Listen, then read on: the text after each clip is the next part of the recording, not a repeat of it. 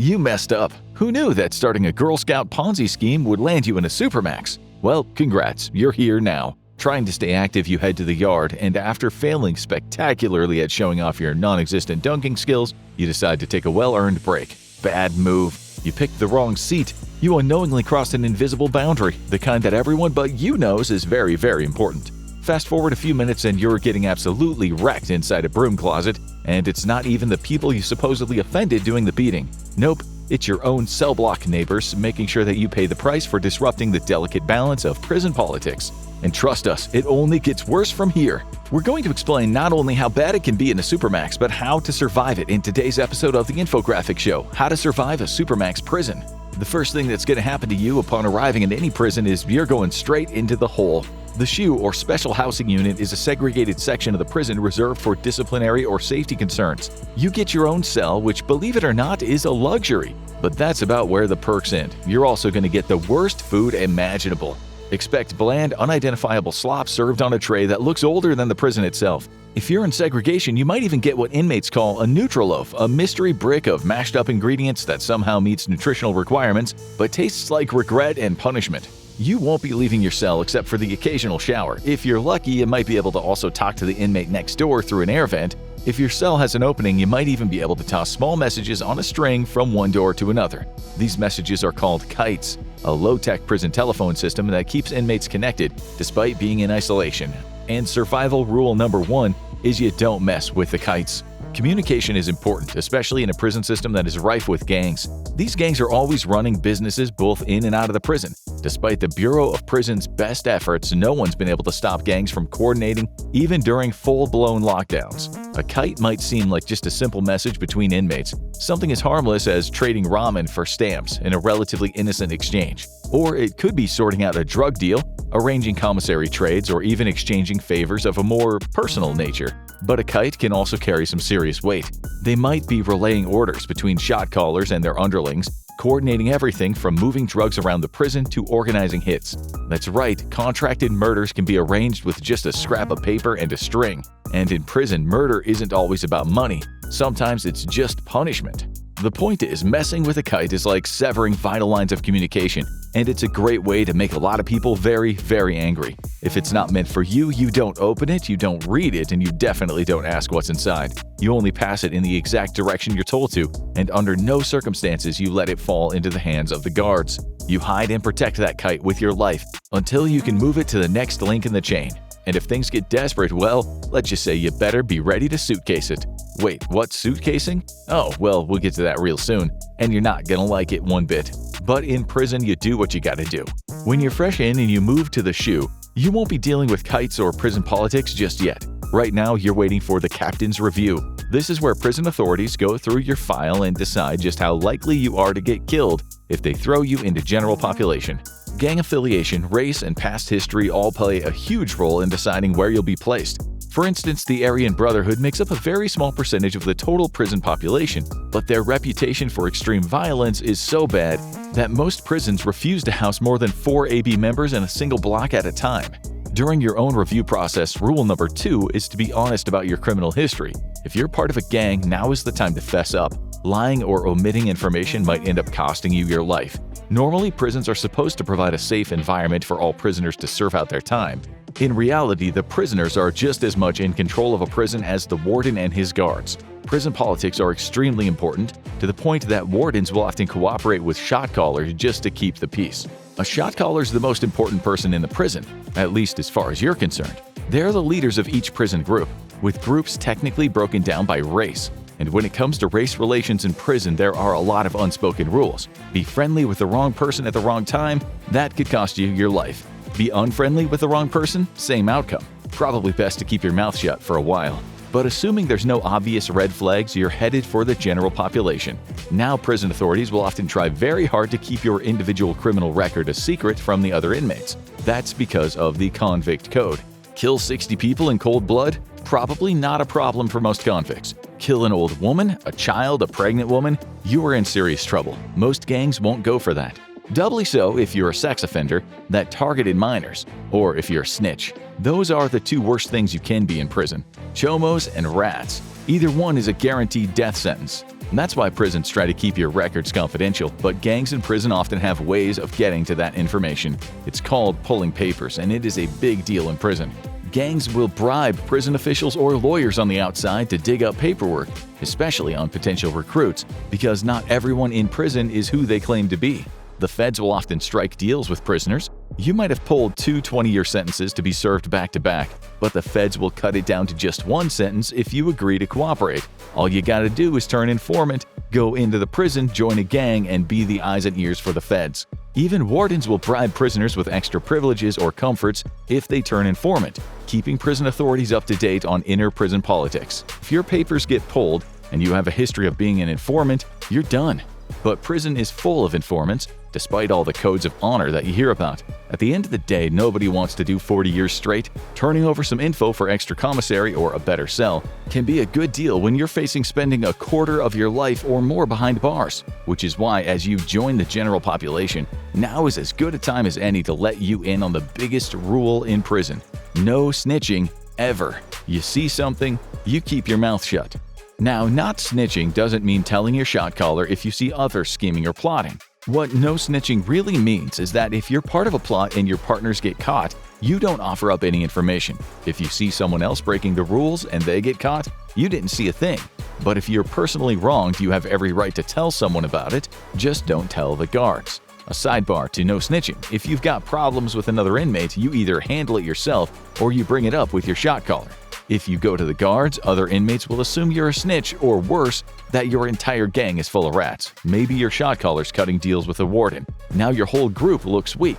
A rookie who makes this mistake might get beaten badly by his own people, a way to prove to the other gangs that the problem has been handled. But if you're a veteran and you snitch to the guards, you just signed your own death warrant. Alright, so you got a cell assigned, it's time to introduce yourself to your new cellie. If you're lucky, you're in a well-maintained facility that's not overcrowded, but don't count on it. Expect to be crammed into a 2-person cell with as many as 5 people at a time, and let's hope you checked the tough guy act at the prison gates. Nobody's buying it and nobody's got time for your attitude. Maybe you watch too many movies. Maybe you think the only way to earn some respect in prison is to march in and knock out the biggest guy. Yeah, good luck with that. The only thing that's gonna happen is you're gonna get shanked.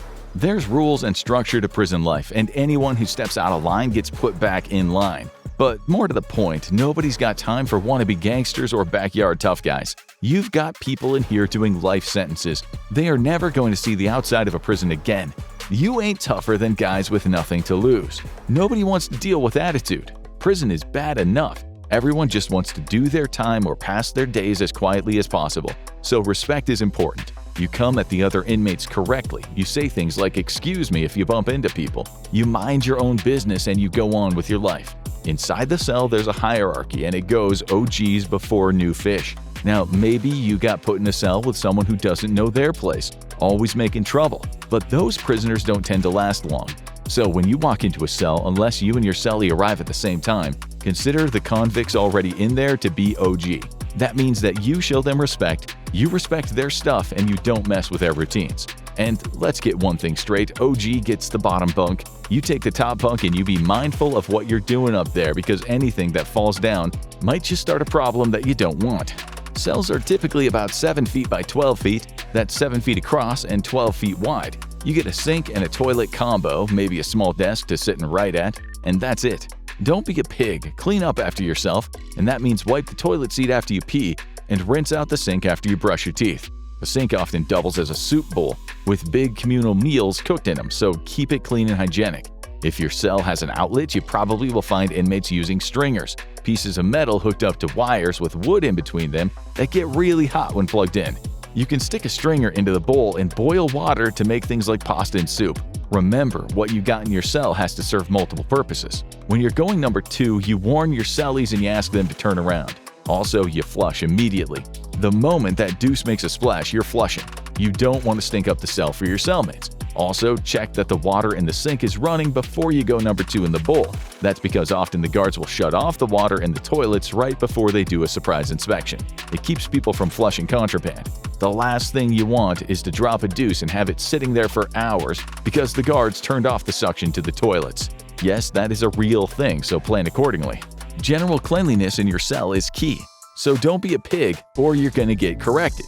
In prison, there's only one warning. After that, you get a correction, and that usually means having your head introduced to a concrete wall a few times until you get the message. When you first arrive, you can request some cleaning supplies, and you'll quickly notice that a lot of the inmates take cleanliness very seriously. For many, it's a coping mechanism, a small way to maintain control in a place where control is almost non-existent. But also, bugs and rats are a big problem, especially in the South. The last thing you want is to have bugs and rats crawling around your cell, because the warden isn't calling an exterminator. And even if your cellie doesn't care, the people in the cells next to you will. If your mess is the reason they're getting rats and roaches at night, they will be quick to correct you. Before you start your day, there's one more general rule about your cell that you need to know. Privacy in prison is almost non-existent. If you're on lockdown, forget about it. You are stuck in there with zero alone time. But if you're not on lockdown, you at least have the chance to leave your cell and have your door open. So you gotta handle your personal business smartly, especially in tiny cramped cells. But if you're not on lockdown and you have the privilege of open cells, the way to create privacy is simple. Hang up a towel on the door and then close it. You won't be able to fully shut it or lock your own cell door, but you can close it just enough so the blanket over the window gives you some privacy inside. That's your window of opportunity to handle your business, and everyone else will know to leave you alone. And don't go knocking on doors or barging in if you see a towel hanging. There could be all sorts of things happening in there, and none of them are your business. If you need to talk to someone, wait until they take the towel down. In the morning, you're going to go to the showers and get chow, and the showers are the most dangerous part of the prison if you don't know what you're doing. First up, make sure you shower. You don't want to stink. It'll annoy your cellmates and the other inmates. But you don't just take off for the shower either. You and your cellmate are a team, so when you hit the showers, you go together. One of you stands outside the shower and acts as a lookout while the other one washes. If you're on lookout and you see some dudes rushing up, you bang the wall hard as you can. That's the universal signal to let the guy in the shower know someone's coming for them. Make sure you wear shower shoes too. The shower's a good place to get fungus growing on your feet. But dudes do all sorts of things in the shower that ends up on the floor, so keep your feet clean and don't bring anything back to the cell with you. In a lot of joints, the showers are sanctioned places to fight. They're relatively private due to the prison not being allowed to stick cameras in there, so if you got a beef with someone, the shower's probably the place to squash it. And you need to be aware of others looking to squash beef so you don't get in the way. As you're going to chow, you're going to have your first opportunity to start exploring the cell block some. Don't be peeking into people's cells as you walk past. There's a lot of dudes in prison with mental issues, but also if people see you peeking, they might think that you're being nosy. Maybe you're doing recon for a hit or making plans to steal from them. Don't give anyone a reason to be suspicious of you and keep your eyes straight ahead. Now you're at morning chow, and if you sit in the wrong place, you're dead. It doesn't matter who your cellie is. When you get to chow, you sit with your own race. Prisons typically divided into whites, blacks, Mexicans, and the others. In some prisons, the others band together and they form a strong faction. But in most places, they'll align with either the blacks or the Mexicans, usually siding with whoever is weaker to balance the power structure. Because in prison, everything is all about numbers. After you get your tray of food, you sit with a group and you stay there. You might go play dominoes during rec time with someone of another race, but there are times and places where mixing is allowed, and chow isn't one of them. Race relations are everything in prison, and they exist to keep the peace. That being said, each region of the US has its own rules. What flies in a California prison might get you seriously hurt in a Texas yard. The unwritten rules aren't the same everywhere, but breaking them is always a bad idea. You'll probably get introduced to your shot caller at your first chow. That's the guy who's in charge of your group, and they'll introduce you to their lieutenants. This is an unbreakable chain of command. You don't jump the chain except in an emergency, otherwise you're gonna get put in your place. Violence is common in prison, and surprisingly, it has rules. First up, you don't refuse a fight ever. You can't afford to make your group look weak. And if you don't stand up for yourself, your group won't stand up for you either.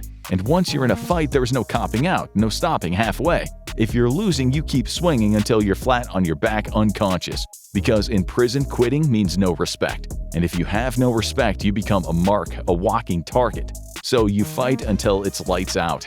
What you don't want to be is a door warrior. Those are the dudes who kick and bang on the locked doors to make a bunch of noise, but then they can't back it up when it's time to fight. After your chow, you're going to have a count, and then you're going to go off on work assignments. You keep your head down during your work assignments and you don't cause trouble. That'll make the warden or the guards take measures against the convicts. Prisons often use collective punishment as a means of deterring bad behavior. The last thing you want to be is the guy responsible for a lockdown because you did something stupid. If you put the facility on lockdown because you were handling some business, that's different. But if you made everyone lose their yard time because you were being stupid, that's going to get corrected right away, so don't be stupid. During work assignments, you'll have more access to different parts of the prison. This is an important time for the transfer of everything from information to contraband between different parts of the prison. One thing you better get used to is the idea of suitcasing.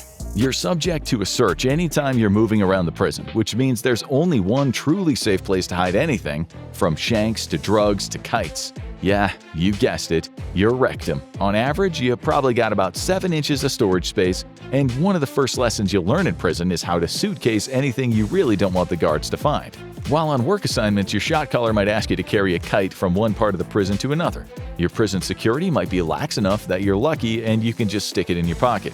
Otherwise, it's gonna be the pocket God gave you, and you wrap your cargo up in plastic, then use a lotion or butter and you slide it right in. If you're transferring between prisons and moving messages or contraband around, you want to make sure it's deep enough to avoid the cavity search that you're going to have to endure. And after lunch, there's typically more work time followed by yard time or rec time. Here, the prison population gets a few hours to hit the yard, usually in large groups, and this is the best place to accidentally break a rule that gets you killed. First off, race is everything. You may play checkers with some random dude in the evening when you're inside, but in the yard you stick to your group. The entire yard is segregated by race, and every race has its own piece of territory. No matter what, you don't stray into that territory for any reason. If you're playing ball and you accidentally knock it into another race's territory, you wait for them to kick it back to you. And if they're moving around the yard, you make sure you don't accidentally stray so much as an inch into another group's territory out of the common walkway. You might get corrected by that race, but most of the time, your own race is going to jump you. This ensures harmony between the races and relative stability. Most prisons have removed the weights after realizing letting violent, hot-headed inmates get ultra-jacked was a terrible idea. But that doesn't mean you won't get physically fit. You've got jumping jacks, burpees, push-ups, sit-ups, and a whole list of bodyweight exercises to keep you strong. And it's not optional. Your group expects you to be able to fight. And if you're out of shape, you're a liability. Only the real OGs or big bosses get a pass from this. Also, when you're out in the yard, don't lie down in the dirt. If you want to lay down and take a nap, you stick to the concrete. That's because the dirt is where contraband of all kind gets buried. Shanks, drugs, money, cell phones. You don't want to be in someone's way when they're going to go retrieve their contraband. And you definitely don't want to be the idiot lying on top of contraband when the guards decide to do a surprise inspection. You need to learn the flow of traffic in the yard. Don't ever move against the flow of traffic. This alerts the guards and the other inmates that you're probably about to get someone. When it comes to yard time, you need to be aware that the last 10 minutes of every rec period is for cleanup. No, that's not putting exercise equipment away or straightening up. We're talking about a different type of cleanup. This is when beef gets squashed or more serious punishment is dished out. Because there's so many people, the guards can have a hard time figuring out who did what. So cleanup is a good time to shank someone a shot caller said has to go.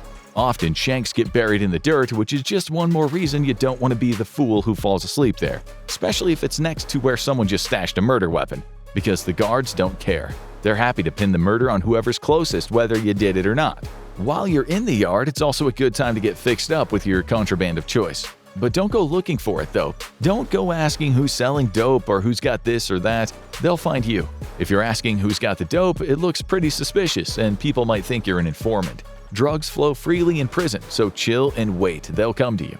At night, you're going to have dinner, a facility-wide count, and then 3 hours of free time before heading back to your cell. This is typically when most people will use the phone, and you better know good phone etiquette because some people will straight up kill you for messing up their phone time. You're going to get about 500 minutes of phone time per month, but only in 15-minute chunks. Once you hit the 15-minute mark, the phone cuts off automatically. It doesn't matter if you're mid-sentence or in the middle of a life-changing conversation. So when you're near the phone bank, don't ruin it for people. No yelling, no acting stupid, and most importantly, give people their space. They might be talking to a lawyer or a loved one or the only person keeping them sane. And while 500 minutes sounds like a lot, it's really just about 8 hours for the entire month. And in prison, every second counts. Make sure you signed up to use the phone and you don't mess with other people's time. The quickest way to catch a beating in prison is to take more time than you're allotted, or take another person's time slot. Alrighty, so we've covered your prison day, rinse and repeat for the next 20 years, but there are some important rules we still need to cover. You need to know that a lot of hits will also happen in the morning when the doors crack open. Typically, when a hit gets put on you, they'll tell your cellmate so they can get out. So if it's the morning and your cellmate dips out real quick, be ready because there's about to be several dudes coming through that door to get you. You can put some liquid soap on the floor and try to slow him down and place your back against the wall, but be ready to fight. Respect is everything though, and if you don't want to be in a gang, make it clear and stick to your guns even if it means you catch a whooping. Inmates will respect the fact that you stood up for yourself, but likewise, you need to show everyone else courtesy and respect. Remember, you've got dudes in there with serious mental illnesses and life prison sentences. They might have nothing to lose. Always remember that you're surrounded by predators, so you can't show weakness or fear. The moment someone gets a whiff of weakness, you're going to be a target. They'll be coming after you for everything they can take. What do you think is the hardest part about surviving in a Supermax prison? Think you could handle it, or would you be in over your head? Let us know in the comments. Now go watch what happens in the first 24 hours inside a Japanese prison, or click on this video instead.